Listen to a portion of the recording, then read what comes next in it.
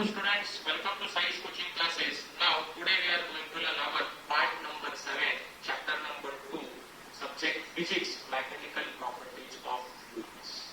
Okay.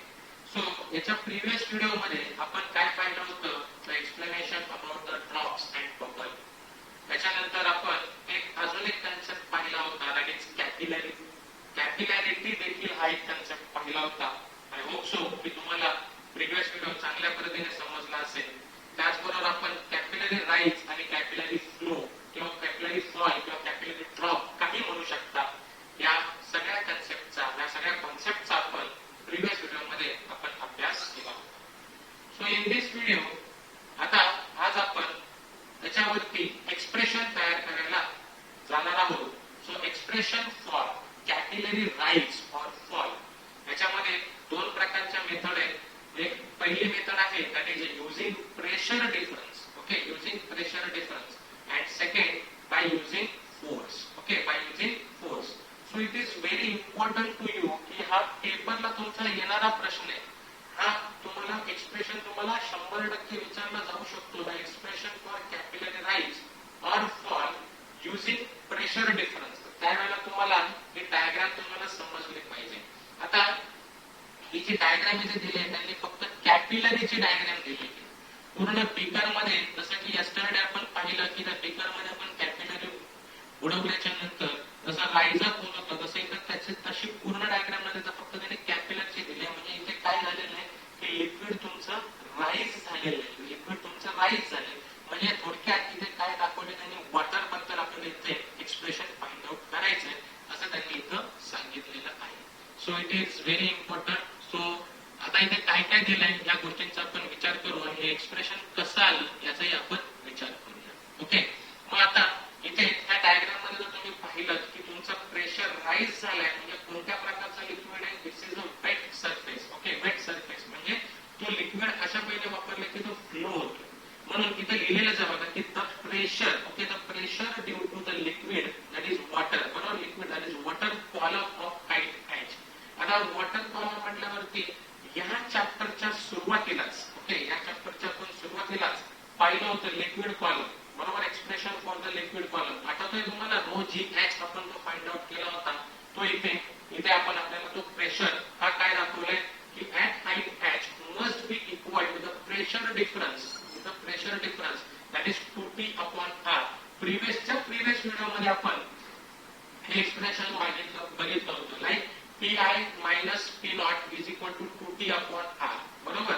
ते pressure आपण कशावरती पाहिलं होतं, तर ड्रॉप वरती किंवा त्या ड्रॉप वरती बघितलं होतं, बबल्स वरती नव्हतं, ड्रॉप वरती बघितलं होतं. I think so you can remember that expression. त्या प्रीवियस व्हिडिओ मध्येच आपण बघितलं होतं, प्रीवियस टू प्रीवियस व्हिडिओ मध्येच बघितलं होतं, right. So like this way, previous to previous, I sorry previous to previous video मध्ये बघितलं असणार आपण. सो आता यांनी काय सांगितलंय की जो लिक्विड कॉलम जो आपण पहिल्या व्हिडिओ मध्ये बघितलं होतं ते एक्सप्रेशन, बरोबर, रो जी एच हा कोणाच्या इक्वल आहे, तर प्रेशर डिफरन्स जे आपण हा एक्सप्रेशन आपण प्रीवियस व्हिडिओ मध्ये पाहिलं होतं 2T upon R, this is for drop. आणि बबलसाठी कुठला आला होता आपला 4T upon R. I hope so तुम्हाला आठवता येते, बरोबर, आपण ते एक्सप्रेशन फाइंड आउट केले होते. मग आता इथे त्यांनी काय सांगितलंय की हा प्रेशर राईज झाला ड्यू टू लिक्विड, म्हणजे एका पर्टिक्युलर हाईट वरती आला, राईट. यासाठी तुम्हाला मी व्हाईट स्क्रीन वरती घेऊन येतो जेणेकरून तुम्हाला चांगल्या पद्धतीने समजेल. ओके, काय सांगायचं मला की नीट लक्षात घ्या की हा जो आपला कॅपिलरी ट्यूब आहे, बरोबर आहे, तर याच्यामध्ये त्यांनी काय सांगितलंय की इथून, ओके, इथून एका पर्टिक्युलर म्हणजे ह्या कॅपिलरी पासून इथून एका पर्टिक्युलर हाईट पर्यंत, राईट, एका पर्टिक्युलर हाईट पर्यंत आपल्याला काय करायचंय की त्याचा प्रेशर कॉलम आपल्याला फाइंड आउट करायचा आहे. म्हणल्यावर जो प्रेशर कॉलम काय राहणार आहे, ही तुमची हाईट एच, या इथपर्यंत हाईट आपण एच पकडली, राईट. सो या हाईट पर्यंत आपल्याला काय करायचं, तो प्रेशर कॉलम म्हणजेच काय आपला रो जी एच हा आपला प्रेशर कॉलमचा आपण एक्सप्रेशन आपण फर्स्ट व्हिडिओ मध्ये बघितलं होतं, फर्स्ट किंवा सेकंड व्हिडिओ मध्ये पार्ट पर्यंत. ओके, आणि तो कोणाच्या इक्विव्हॅलंट सांगितलं त्यांनी, तर just come on the slide. Okay, त्यांनी आपल्याला कोणाच्या इक्विव्हॅलंट सांगितलं, तो इक्विव्हॅलंट सांगितलं pressure difference, okay, that is 2T upon R due to the concavity. Concavity म्हणल्यावरती आपण बघितलं होतं की बबल्स मध्ये आणि ड्रॉप्स मध्ये कशा पद्धतीने आपण प्रेशर डिफरन्स तो त्याचे इक्वल दाखवलाय, म्हणून इथं मी त्यांनी लिहिलेला आपल्याला, आणि आपण रो जी एच बघितलं, त्यांनी एच अगोदर घेतला आणि रो जी नंतर घेतला, is equal to 2t upon R. So this expression मला ह्याच्यावरून मिळालं, राईट. वेर रो इज काय, त्यावेळेला आपण पाहिलं होतं की that is density of the liquid, okay, and g is acceleration due to gravity, बरोबर. आणि आर काय, आर हा आर म्हणजे radius of the capillary tube, right. ही कॅपिलरी ट्यूब जर तुम्ही जर पाहिलं, नीट जर व्यवस्थित जर पाहिलं, तर कॅपिलरी ट्यूबला हा इथे राऊंड असतो, राईट, हा असा राऊंड असतो इकडे. मग हा राऊंड आहे म्हटल्यावरती त्याचा रेडियस किती होणार आहे कॅपिलरी ट्यूबचा, लाईक हा सेंटर पकडला तर, किंवा इथे मी दाखवतो तुम्हाला की सपोज हा त्याचा बॉटम एंड आहे, हा कसा असतो, सर्क्युलरली असतो, आणि मग त्याचा रेडियस कुठे, आता सेंटर पकडला तर हा रेडियस होईल, किंवा इकडच्या साईडला जरी घेतलं तरी तो काय आपल्याला रेडियस म्हटल्यावरती तो काय झाला, R. So this R, see this R, okay. So तो आर इथे आपल्याला दाखवलेला आहे, तो आर म्हणजे काय, तर radius of the capillary, radius of the capillary. I hope so you can understood very well. So this is your capillary radius of the capillary tube, and theta with the angle of contact of liquid. मग theta काय, angle of contact झाला, liquid चा angle of contact झाला, right. So angle of contact of the liquid as shown in figure 2.5, okay, 2.25a म्हणजे ह्या figure मध्ये. C आता इकडचा हा theta आहे, angle of theta. मग हा theta म्हटल्यावरती हा पण काय होईल, theta होईल, right, okay. So हा आपला एक डायग्राम झाली. मग the radius of curvature, the radius of curvature capital R is the of the meniscus is given by. मग आता हा कॅपिटल आर जर मला काढायचा म्हटला, हा कर्वेचरचा, तर मी कसा काढणार, आता इथे पहा की हा ट्रायंगल तयार झाला, राईट, हा ट्रायंगल तयार झाला, इथे 90 डिग्री तयार झाला. So according to this angle cos theta काय होणार आहे, मग cos theta is equal to काय होणार आहे, ऍडजसेंट अपॉन हायपोटेनस म्हटल्यावरती R small R upon R, okay. So white screen वर घेऊन तुम्हाला समजून सांगतो, सी की कशा पद्धतीने, see suppose this is my triangle, okay, this is my triangle, okay. लक्षात घ्या की कशा पद्धतीने एक्सप्रेशन होतंय. हा माझा ट्रायंगल इथे क्रिएट होतो, हा 90 डिग्री झाला. कॉस थिटा काय होईल, मग see cos theta is equal to cos theta, okay, cos theta, try to understand, cos theta is equal to काय होणार आहे, is equal to adjacent theta, adjacent side that is R small R upon capital R that is hypotenuse, बरोबर. मग आता मला कोणाची value काढायची, come on to the screen, okay. कोणाची किंमत काढायची मला, आर ची. So again I come on the white screen, see here. मग आता इथे हा आर काय आहे, डिव्हिजिबल आहे, तिकडे गेल्यावरती काय होणार, मल्टिप्लाय, हा कॉस्ट इथे आल्यावरती काय होणार आहे, तर divisible. So capital R is equal to small R upon cos theta. I hope so you can understand की तो कॅपिटल आर ची व्हॅल्यू मी कशा पद्धतीने काढली ती, okay. So come on to the screen. So आता एक गोष्ट लक्षात घ्या, स्लाइड इथे लक्षात घ्या की तो curvature of R of the meniscus is given by capital R is equal to R upon cos theta. I hope so की ही व्हॅल्यू कशी आली हे तुम्हाला समजलं असेल from this diagram, okay. Now what is now आता आपल्याला काय करायचंय की आता HPG, okay, HPG is equal to हा कॅपिटल आर, ओके. म्हटल्यावरती आता मी इथं काय करणार आहे, HPG as it is, okay. त्याच्यानंतर मग काय होणार आहे, हा small R as it is. मग काय होणार आहे, तर या कॅपिटल आर ची किंमत, ओके, या कॅपिटल आर ची किंमत जर आपण म्हणजे जर इथे टाकली, ओके, तर काय होणार आहे की कॅपिटल आर ची किंमत काय होणार आहे पाहायची. हा कॅपिटल आर आहे, बरोबर आहे. हा आर जर तिकडे गेला, किंवा हा जर कॅपिटल आर जर तिकडे गेला तर HPG इकडे येणार आहे, बरोबर आहे. मग मी काय केलं की HPG म्हटल्यावरती काय लक्षात घ्या की आर, या आर ची व्हॅल्यू काय होणार आहे, 2t upon HPG, 2t upon HPG. मग आता जर आपण ती व्हॅल्यू जर तिथे टाकली तर काय मिळणार आपल्याला, HPG is equal to 2t cos theta, 2t cos theta upon r, okay.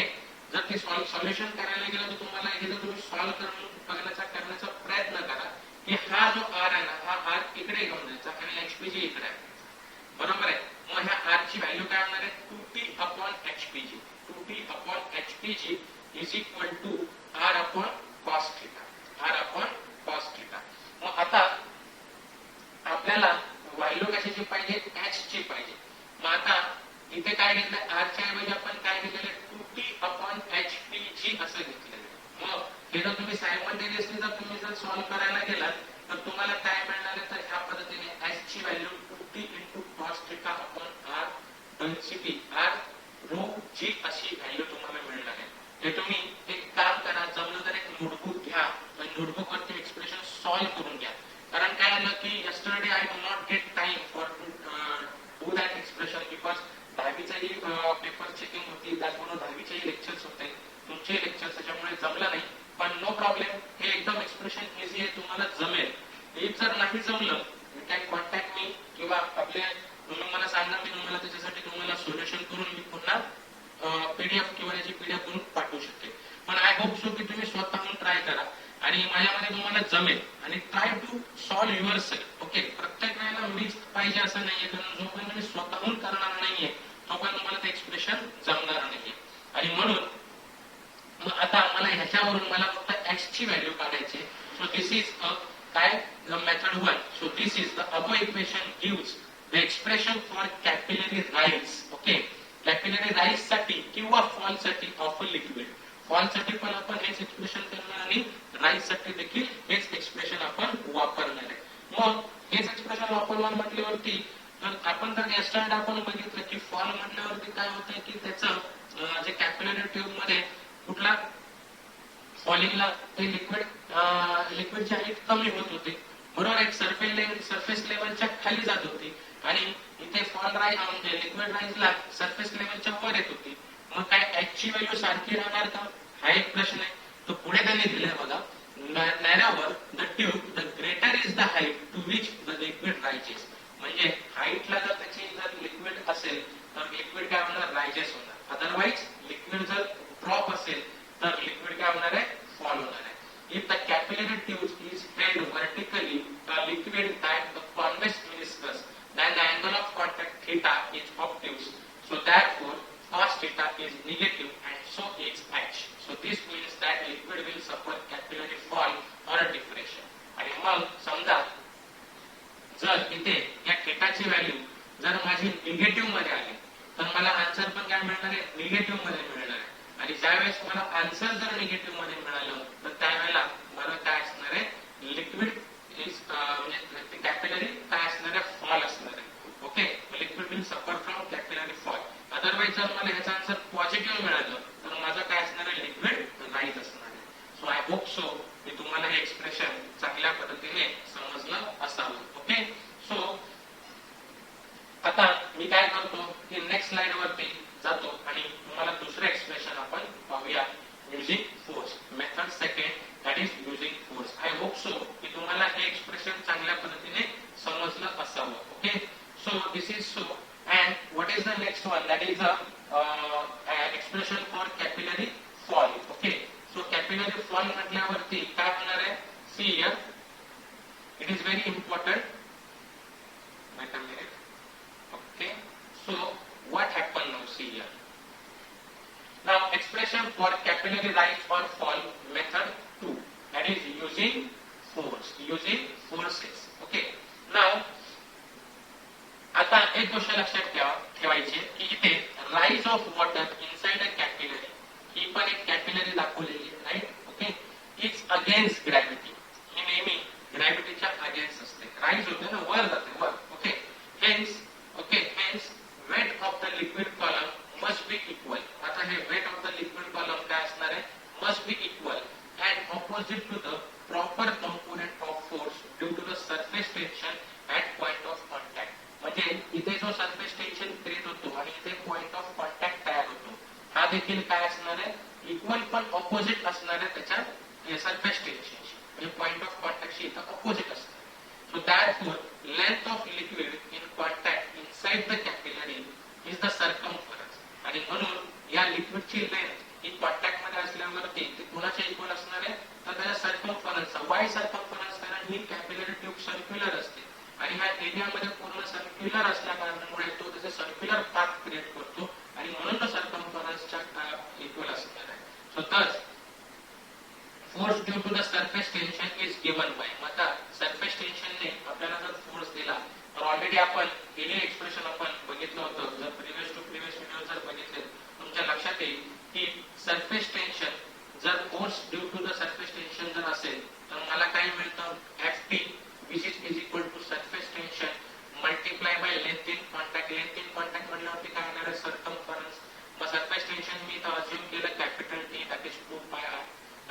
Direction of this force along the tangent आणि सरफेस टेन्शनच्या इथून हा जर पाहिलं तर ऑलवेज हा टँजेंट क्रिएट करतो. हा टँजेंट म्हणजे कसं सरफेस टेन्शनमुळे काय होतं की फोर्स अशा पद्धतीने अप्लाइड होत आहे, बाहेर अप्लाइड होत आहे. इथे लक्षात सरफेस टेन्शनच्या बाहेर अप्लाइड होत आहे. So direction of this force is along with the tangent as shown in figure 2.25 like this one, so this one असा एक फोर्स एक्झर्ट असा एक along the tangents, okay, along the tangents असा okay. So vertical component of this force, आता vertical म्हटल्यावरती इकडे काय असणार आहे, इथे हा sin थीटा होतो ft sin थीटा, इकडे ft sin थीटा, पण हे दोन्ही निग्लिजिबल असणार आहेत कारण हे दोन्ही साइडने असे काय करतात की डावीकडनं पण खेचणार आणि उजवीकडनं पण खेचणार. सो बॅलन्स होणार म्हणून दॅट इज निग्लिजिबल म्हटल्यावरती तो मिडल असल्यावरती त्याच्यावरती झिरो फोर्स दोन्ही साइडने काय होणार आहे, अप्लाय होणार आहे. पण त्याच्यामुळे आपण इथे कन्सिडर काय करणार, vertical component of this force म्हटल्यावरती इथं ft cos थीटा येणार म्हणून ft vertical P 2 pi r as it is त्याच्यामध्ये फक्त एक कंपोनेंट ऍड होणार तो म्हणजे कोणता, cos theta. I hope so you can understood what I am to say. Okay, so ignoring the liquid in the concave meniscus, the volume of the liquid in the capillary rise is V is equal to pi r square h. बरोबर. आता हे liquid आहे म्हटलं त्याचं volume काय असणार आहे, volume of the liquid pi r square h. बरोबर. It's a cylindrical type, so that's why pi r square h. Now mass of the liquid in the capillary rise, that is small m, is equal to pi r square h into rho, because rho म्हटल्यावरती density पण त्याच्यामध्ये येणार. So weight of the liquid in the capillary, that is rise or fall, that is what W is equal to pi r square h rho into g. So this must be equal and opposite to the vertical component of the force due to the surface tension. आणि म्हणून मग आपल्याला काय मिळणार आहे की हा equal कोणाचा असणार आहे, हा जो वेट आहे तो due to the surface tension, okay, component of the vertical component of the force due to the surface tension. मग equating this equation, okay, which one, this one and this one, okay, हा vertical component equal असणार आहे. बरोबर. मग याचा हा weight हा vertical component equal असणार म्हटल्यावरती pi r square h rho g which is equal to P 2 pi r into cos theta. म्हणजे आपल्याला काढायचा काय, h काढायचा आहे. बरोबर.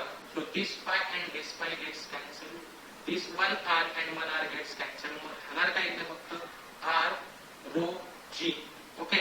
आणि h तर आपल्याला काढायचा आहे, मग r rho g इथे मल्टिपल इकडे आला 2 डिव्हिजिबल झाले. So I got the expression that is h is equal to 2 cos theta rho r rho g. So in terms of the capillary rise, the expression of surface tension is 2 r h p g rho g upon 2 cos theta. येत्या लक्षामध्ये म्हणजे जर मला surface tension काढायचं असेल तर मी काय करणार, तर t माझा इथे येणार आणि h इथं मल्टिपल होऊन एक टर्म वर जाणार आणि 2 cos theta खाली येणार. So the same expression is also valid for capillary fall discussed earlier. फक्त इथे जर फॉल असेल तर काय येणार, आपल्या साइड टेन्शन निगेटिव्ह मध्ये येणार आणि जर राईज असेल तर काय येणार आहे, टेन्शन पॉझिटिव्ह मध्ये येणार. आय होप सो की युजिंग फोर्स आणि युजिंग प्रेशर आपण दोन्ही एक्सप्रेशन पाहिले. त्याच्यामध्ये डिफरन्स काय, तर आर सेम थिंग तुम्हाला दिसतंय 2t cos theta आणि इथे पण 2t cos theta म्हणजे फोर्सने पण आपल्याला तेच मिळतं. जर मला h फाइंड आउट करायचं असेल पण इथे टेन्शन फाइंड करायचं असेल तर cos theta मात्र इनविजिबल होतो. ही गोष्ट मात्र तुम्हाला इथे लक्षात ठेवायची. आय होप सो की तुम्हाला हे दोन्ही एक्सप्रेशन चांगल्या पद्धतीने समजले असतील. ओके. सो आतापर्यंत मग आपण काय पाहिलं होतं की सगळ्यात महत्त्वाचं म्हणजे प्रेशर बघितलं, प्रेशर बद्दल असलेले कंपोनेंट्स पाहिले. बरोबर. त्याच्यानंतर प्रेशर हा कन्सेप्ट पूर्ण पाहिला. बरोबर. फ्लुइड्स मध्ये नंतर आपण सरफेस टेन्शन हा एक आपण कन्सेप्ट पाहिला आणि आता त्याच्यातला ह्या चॅप्टर मधला last concept that is fluids in motion.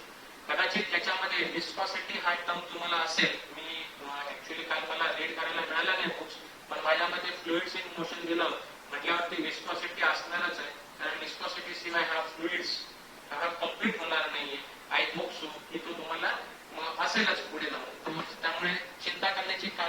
आपल्याला ह्या सगळ्या कन्सेप्ट शिकायचे. आय होप सो की तुम्हाला आजचे हे दोन्ही एक्सप्रेशन हे चांगल्या पद्धतीने समजले असतील आणि हा आपल्या सरफेस टेन्शन मधला त्या एक्सप्रेशनचा हा शेवटचा भाग होता. म्हणजे हा सरफेस टेन्शन हा कन्सेप्ट तिथे संपलाय.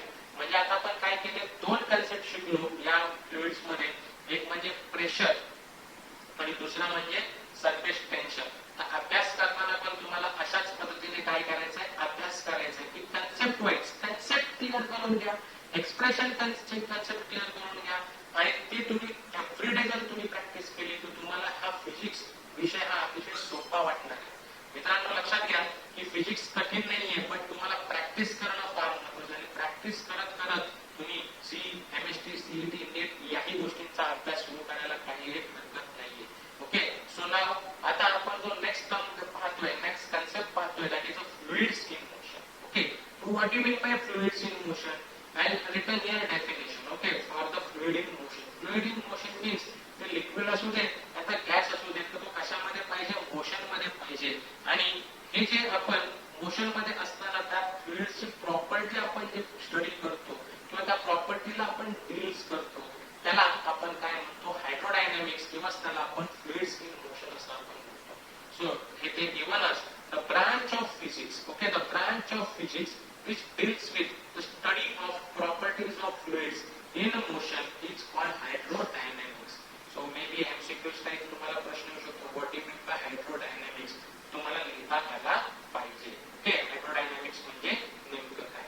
The study of motion of real fluid, okay, of real fluid is very complicated. आता जर रिअल फ्लुइड असेल तर त्याचा स्टडी त्याचा मोशनची स्टडी करायला आपल्याला खूप कॉम्प्लिकेटेड असतं. आणि म्हणून जर तुम्हाला आठवत असेल की सगळ्यात सुरुवातीला मी तुम्हाला एक शिकवलं होतं की properties of ideal fluid. Ideal fluid म्हणजे इमॅजिनरी फ्लुइड आपल्याला करायचे, काल्पनिक फ्लुइड घ्यायचे, पण त्याच्यामध्ये आपण अझम्पशन करतो, त्याला आपण त्या प्रॉपर्टीला आपण अझम्पशन म्हटलं. मग ती व्हेलॉसिटी असू दे, प्रेशर असू दे, ओके, त्याच्यानंतर टेन्शन असू दे, या सगळ्या गोष्टी आपण अझम केल्या होत्या त्यावेळेला. तुम्हाला आठवत असेल तर बघा पहिली सगळ्यात सुरुवातीची व्हिडिओ. पण त्याच्यासाठी motion of real fluid he very complicated असते आणि ही कॉम्प्लिकेटेड असल्या कारणामुळे मग आपण काय करतो, त्याला लिमिट करण्यासाठी किंवा लिमिटेशन करण्यासाठी आपण स्टडी करताना त्याच्या study or limit or study to the motion, त्याच्यासाठी आपण काय करतो की आयडियल फ्लुइडचा आपण इथे यूज करतो, वापर करतो. आय होप सो की हा कन्सेप्ट देखील तुम्हाला समजला असेल की एक्झॅक्टली मला काय म्हणायचंय आणि काय नाही. सो आता ह्या फ्लुइडच्या बद्दल काही टर्म्स आहेत, त्या टर्म्सचा आपल्याला इथे स्टडी करणं महत्वाचं आहे, कारण ह्या टर्म्स नंतर ह्या टर्म्स आपल्याला पुढे जाऊन उपयोगात येतात. मग सगळ्यात महत्वाचं म्हणजे काय, तर steady flow.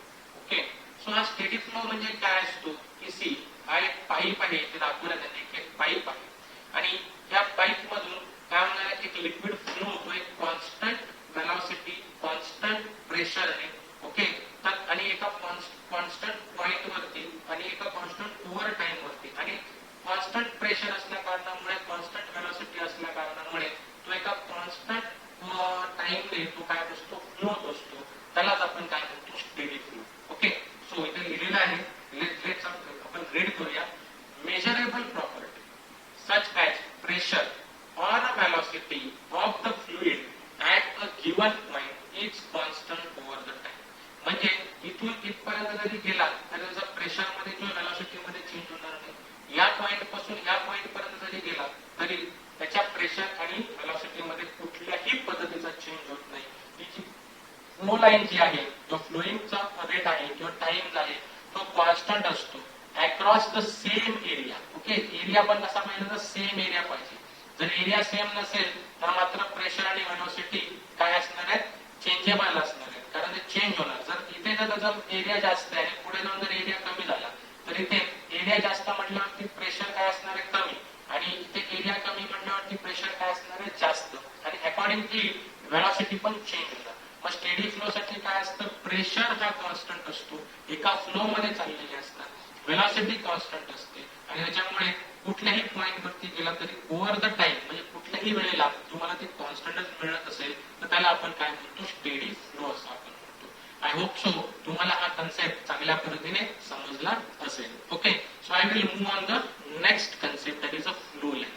So you see here the flow line is exactly equivalent to each one. Okay, ते एकमेकांना parallel आहे. Okay, so it is the path of an individual particles in a moving fluid as shown in, म्हणजे हा एक प्रकारचा काय तुमचा path आहे, बरोबर आहे, एक पाथ आहे आणि तो कसा आहे की इंडिव्हिज्युअल पार्टिकल्स आहे आणि तो मूव्हिंग एका कॉन्स्टंट प्रेशरने जातोय, एका कॉन्स्टंट व्हेलॉसिटीने जातोय, सेम जातोय, इक्वली जातोय आणि कॉन्स्टंट ओव्हर टाइम. ओके, आणि त्या पॉइंट वरून एका पर्टिक्युलर टाइम नंतर देखील ते प्रेशर, व्हेलॉसिटी आणि पाथ हा चेंज होत नाही. So that is called as a flow line. I hope so हे दोन्ही कन्सेप्ट तुम्हाला चांगल्या पद्धतीने समजले असतील. Okay, this is steady flow and then flow line concept. Okay, so what is the next, that is streamline. So what do you mean by streamline? Let's check. Streamlines means what?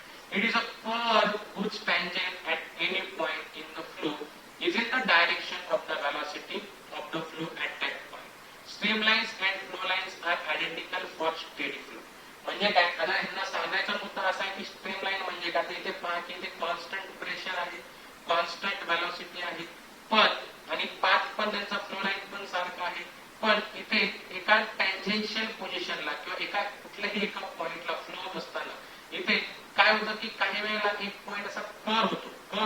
Okay, प्रत्येक पॉइंटला कुठल्या तरी एका पॉइंटला कर होतो आणि एक टँजेन्शियल पोझिशन तुम्हाला इथे डायरेक्शन दाखवतो.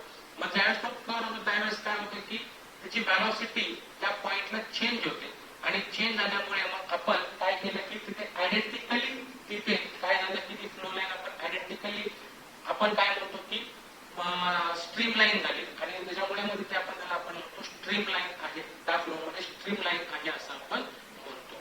ओके, हा कन्सेप्ट अंडरस्टूड करून घ्या. Imaginary try to understand. हे पुढे आपल्याला येणारच आहे की कशा पद्धतीने काय होतं ज्यावेळेस आपण एक्सप्रेशन करणार किंवा एखादे पॉइंट्स आपण शिकणार पुढे पुढच्या कन्सेप्ट मध्ये, त्यावेळेस तुम्हाला स्ट्रीम लाईन अजून चांगल्या पद्धतीने मी समजून सांगण्याचा प्रयत्न करतो. आता या डायग्राम वरून पॉसिबल नाही की सगळ्याच गोष्टी तुम्हाला पूर्णपणे इथे कन्सेप्च्युअली क्लिअर करणं. पुढे जसं एखादे पॉइंट्स येतील त्यावेळेस मी तुम्हाला ते स्ट्रीम लाईन पण मी त्यावेळेस काय की एक्झॅक्टली काय होतं ते तुम्हाला मी समजून सांगण्याचा प्रयत्न करेन. आता ट्राय टू अंडरस्टँड की इथे काय होतं की प्रत्येक वेळेला तो ओव्हर टाइम कंटिन्युअसली तो फ्लो सारखा राहील का. सपोज एक नदीचं उदाहरण घ्या, रिव्हर घ्या, ही रिव्हर कंटिन्युअसली त्याच डायरेक्शन मध्ये फ्लो होणार आहे का, नाही. कुठेतरी गेल्यावरती त्याला अडथळा आल्यावरती काय होणार आहे, टँजेन्शियली काय होणार आहे, व्हेलॉसिटी वाईज डायरेक्शन चेंज करणार आहे. मग ऍट दॅट पॉइंट ज्यावेळेस व्हेलॉसिटी वाईज तो डायरेक्शन चेंज करतो फ्लोचा, त्या वॉटरचा फ्लोचा, त्यालाच आपण काय म्हणतो स्ट्रीम लाईन म्हणतो. एवढं लक्षात घेण्याचा फक्त इथे प्रयत्न करा. ओके, आय होप सो की तुम्हाला हा पॉइंट देखील चांगल्या पद्धतीने समजला असेल. Okay, now I will move on the next, that is a flow tube. Now what do you mean by flow tube? आता इथे तुम्हाला ऑलरेडी एक पाईप मी सांगितलं होतं, पाईपचं उदाहरण देतो. So it is an imaginary bundle of flow lines. बरोबर आहे, म्हटल्यावर त्या पाईप मधून जो काय जाणार आहे, वॉटरला जाणार आहे किंवा लिक्विड फ्लो होणार आहे. मग तो लिक्विड फ्लो होणार म्हटल्यावर त्याच्यावरती सुद्धा काय असणार आहे, प्रेशर असणार आहे, व्हेलॉसिटी असणार आहे, बरोबर आहे, डायरेक्शन असणार आहे. आणि मग काय करणार आपण की तो कुठल्या पद्धतीने फ्लो होतोय, त्याच्यामध्ये कशा पर्यंत फ्लो लाईन्स असणार आहेत हे फक्त आपण इमॅजिन करू शकतो. सो एका वर एक अशा लेअर वरती लेअर असे काय असणार आहे, त्याचे फ्लो लाईन्स असणार आहे. आपण लेअर पाहिल्या होत्या. लिक्विड म्हटल्यावरती लिक्विड कसं आहे की लेअर टू लेअर फ्लो होत असतो. एका लेअर वरती दुसरा लेअर वर तिसरा लेअर वरती चौथा आणि वरचा सगळ्यात टॉपचा लेअर हा काय असतो, सरफेस असतो. ओके, मग अशा पद्धतीने आपण imaginary bundle of flow lines ज्यावेळेस आपण बाउंड करतो बाय इमॅजिनरी ऑल, त्याला for a steady flow the fluid cannot cross the walls of flow tube. मग आता हा जो ट्यूब आहे किंवा इथं तो याच्या बाहेर पडू शकेल का, लीक असेल तरच बाहेर पडणार, अदरवाईज पडणार का नाही. सो हा फ्लो वॉल त्यावेळेस तयार होतो. ओके, आणि फ्लो त्यालाच आपण काय म्हणतो, फ्लो ट्यूब्स असं आपण म्हणतो. So fluids is adjacent flow tubes cannot mix. Okay, so this is about the flow tube. Okay, I hope so you understood all the terms, okay, during the flow of fluid. This is terms according to the flow of fluids. या सगळ्या terms आपल्याला पुढे जाऊन पुन्हा येणार आहेत, याच्यावरचे पण डेरिव्हेशन्स आपल्याला करायचे. सो दॅट टाइम या सगळ्या गोष्टी तुम्हाला समजणं महत्वाचं आहे आणि या सगळ्या गोष्टी तुम्हाला समजल्या पाहिजेत. नाउ लॅमिनार फ्लो और स्ट्रीमलाइन. मग आता नेक्स्ट कन्सेप्ट जो आहे तो म्हणजे लॅमिनार फ्लो और स्ट्रीमलाइन फ्लो मीन्स व्हॉट, त्याचा अर्थ काय होतो किंवा लॅमिनार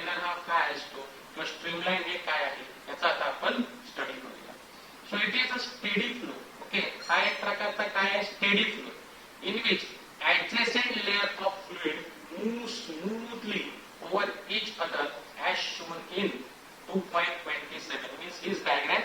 Okay, किंवा 2.27 म्हणजे पुढची डायग्राम असेल. I show you. You see here, this is 2.27a, that is streamline flow. And what is that? And a steady flow of river can be assumed to be a laminar flow. Okay, मग आता streamline flow किंवा laminar flow हा जो सांगितलाय त्यांनी काय सांगितलंय की हे लेयर वरती लेयर हे कसे असतात. See here, it is a steady flow. It is a steady flow. Steady flow म्हणजे आपण बघितलं की कॉन्स्टंट प्रेशर, कॉन्स्टंट वेलॉसिटी, कुठलाही ओव्हर टाइम असून ते प्रत्येक पॉइंटला त्याची कॉन्स्टंट प्रेशर आणि कॉन्स्टंट वेलॉसिटी म्हणजे एका सरळ रेषेमध्ये कसलाही डिस्टर्बन्स आला तरी त्यांचे जे प्रेशर किंवा वेलॉसिटी किंवा डायरेक्शन काहीच चेंज करत नाही. अशा फ्लोला आपण काय म्हणतो, स्टेडी फ्लो. मग आता लॅमिनार फ्लो किंवा स्ट्रीमलाईन फ्लो म्हणजे काय की हा एक प्रकारचा एक स्टेडी फ्लो आहे आणि तो कसा असतो तर ऍडजसेंट लेयरला ऍडजस्ट करत करत करत करत तो फ्लुइड स्मूथली मूव्ह करत असतो. आणि इथे एक्झाम्पल द्यायचं झालं तर आपण रिव्हरचं एक्झाम्पल घेऊ शकतो. जर आता तुम्ही जर एखाद्या वेळेला जर गावाकडे गेलात आणि तुमचा जर अशा वेळेमध्ये जर गावाला गेलात अगदी फेब्रुवारी टू मे या महिन्यामध्ये बघा की या महिन्यामध्ये पाण्याची पातळी नदीमधले कमी कमी होत जाते आणि त्याच्यामुळे काय असतं की त्याची पाण्याची पातळी जशी कमी कमी होत जाते तसं त्याचा फ्लो पण कसा होतो, तो स्मूथ व्हायला लागतो, एकदम स्मूथली मूव्ह होत असतो. मग प्रत्येक लेअर टू लेअर जर इथे पाहिलं की ह्या लेअरवरती हा लेअर, ह्या लेअरवरती हा लेअर, ह्या लेअरवरती हा लेअर, तरी सुद्धा तो एकदम एका कॉन्स्टंट स्पीडने, कॉन्स्टंट प्रेशरने, कॉन्स्टंट वेलॉसिटीने एकमेकांच्या लेअरला सोबत घेऊन अतिशय संतपणे ते काय असतात की फॉरवर्डली मूव्ह होत असतात. त्याला आपण म्हणतो काय तर स्ट्रीमलाईन किंवा लॅमिनार फ्लो असं आपण म्हणतो. I hope so you can understand. But तेच जर आता तुम्ही जर आता पाऊस आला, एकदम जोराचा धोधो पाऊस आला, एकदम खूप मोठ्या प्रमाणामध्ये पाऊस आला, लाईक फ्लड आला, पूर आला, तर त्या पुरात जसं की गेल्या वर्षी आपली परिस्थिती झाली होती, सगळ्या आपल्या मुळा मोठा नदी सगळ्या भरून वाहत होत्या, त्यावेळेस तुम्हाला स्मूथनेस दिसतो का त्या पाण्यामध्ये? नाही. मग तो एकदम हाय प्रेशर आणि high rate of the constant स्पीडने एकदम हाय प्रेशर हाय वेलॉसिटीने तो फ्लो असतो. मग त्यावेळेला जर तुम्ही ही डायग्राम बघितली की त्याचा फ्लो असा वाकडा तिकडं, त्याचे लेअर कसे पण वाकडे तिकडे असतात, तिकडे फ्लो तिकडे जशी जागा मिळेल तसा तो फ्लो होत असतो. So that is called as a turbulent flow. So this is the difference streamline flow and turbulent flow. आणि 100% हा डिफरन्स तुम्हाला पेपरला विचारला जाऊ शकतो. Give the difference between the streamline flow and turbulent flow. So turbulent flow means what? It is a flow at a very high flow rate so that there is a no steady flow. It is steady flow नसणार आहे. कारण एवढा high pressure असल्यावरती आणि हाय velocity असल्यावरती ते layer काय तुमचे असे स्मूथली घालणार का? नाही. ते एका वेगळ्या पॅटर्न मध्ये फ्लो पॅटर्न त्यांचा चेंज होतो, पूर्ण पॅटर्नच चेंज होतो. And the flow pattern changes continuously as shown in figure 2.27. A flooded river flow or tap running very fast in a turbulent flow. आताच मी तुम्हाला सांगितलं की पुराचं उदाहरण मी दिलं होतं, जसं की फ्लड आला किंवा पूर आला नदीला, तर कशा पद्धतीने त्याचे जे लेयर्स आहेत ते वाकडे तिकडे होतात किंवा त्याला जशी वाट मिळेल तशी तो काय करतो, फ्लो असतो. That is called as a turbulent flow. I hope so you can understood both of this streamline flow and turbulent flow. I hope so. Okay. So next point is that is the difference between the streamline flow and turbulent flow. It is again very important कारण हा महत्त्वाचा प्रश्न आहे, पेपरला येण्यासारखा प्रश्न आहे आणि पेपरला हा प्रश्न 100% विचारला जाऊ शकतो. मग काय डिफरन्स आहे? Let's check. The smooth flow of fluid with velocity smaller than certain critical velocity.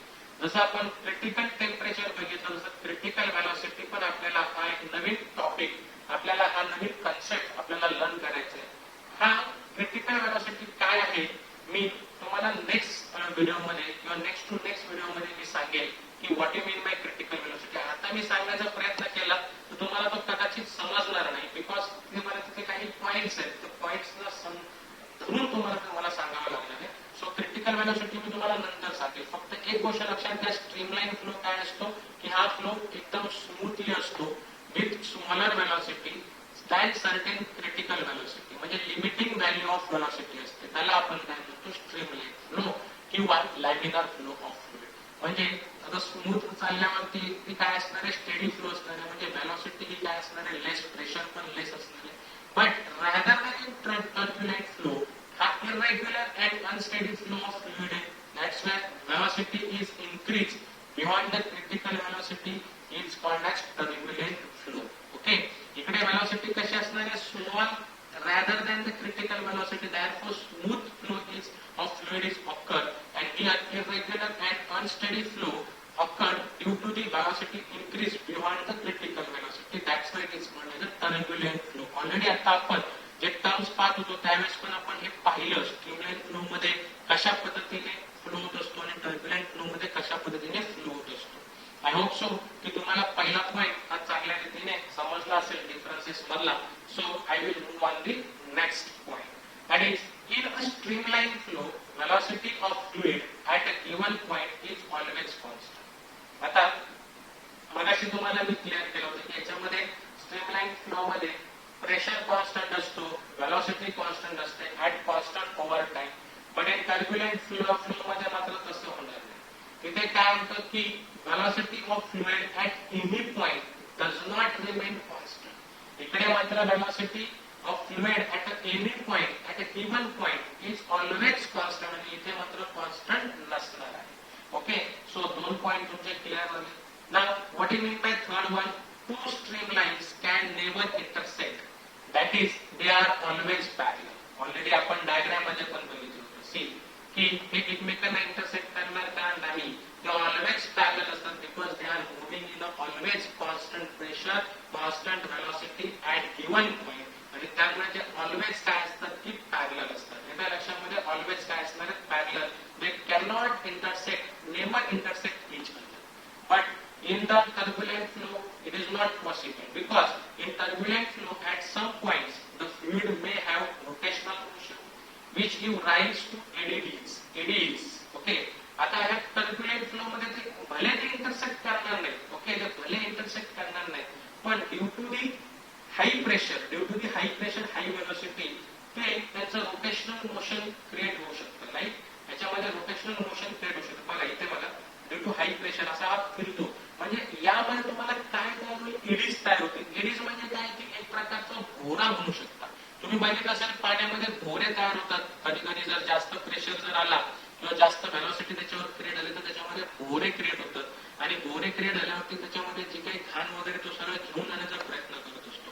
So turbulent flow मध्ये काही पॉइंट्सला रोटेशनल मोशन फ्लुइडच्या मुळे क्रिएट होऊ शकतं due to high pressure and high velocity. आणि त्याच्यामुळे काय तयार होऊ शकतात, एडीज तयार होऊ शकतात. एडीज म्हणजे भोरे तयार होऊ शकतात. भोरे तुम्हाला माहिती असेल, बऱ्याच विद्यार्थ्यांना भोरे माहिती असेल. पाण्यातले भोरे म्हणतोय, I am not talking about plane भोरा. ओके, सो त्याला आपण टॅप म्हणतो ना, की टॉप म्हणतो, whatever may be. But पाण्यातला भोरा इथं तयार होतो, एवढं तुम्ही लक्षात घ्या. टर्ब्युलंट फ्लो मध्ये, इन स्ट्रीमलाइन फ्लो मध्ये तसं होत नाही. And they never intersect, they always parallel. Okay, I hope so third point देखील तुम्हाला चांगल्या रीतीने समजला असेल.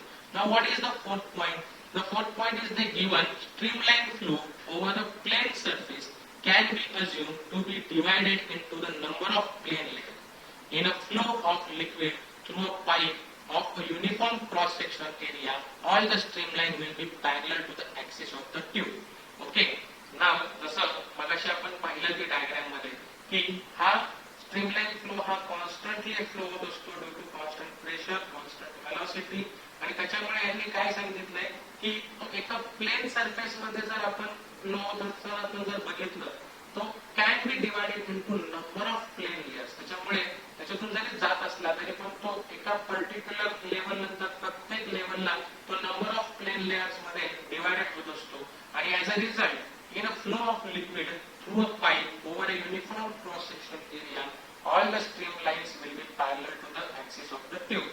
आणि म्हणून ते त्या ट्यूबच्या ऍक्सिसला ऑलवेज ते काय असतात, स्ट्रीमलाइन हा पॅरलल असतो due to the uniform cross sectional area.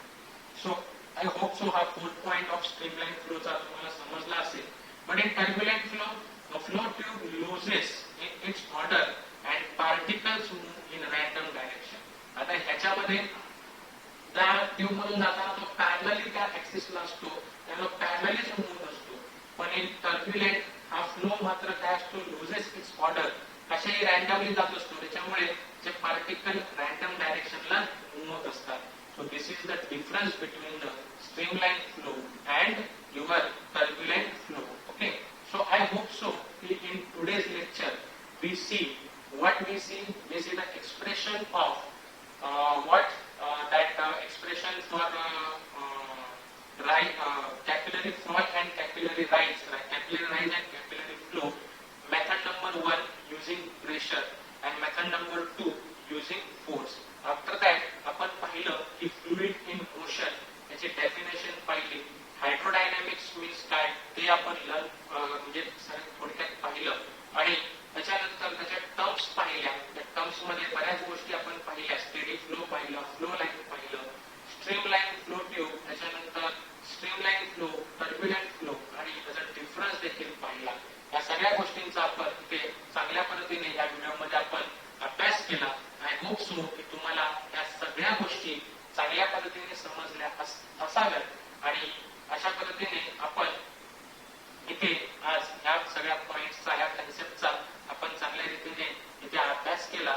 I hope so तुम्हाला आजचा व्हिडिओ चांगल्या पद्धतीने समजला असेल, सगळे कन्सेप्ट समजले असतील. एक जर काही डाऊट असतील तर तुम्ही मला अवश्य कॉन्टॅक्ट करा आणि मी इथे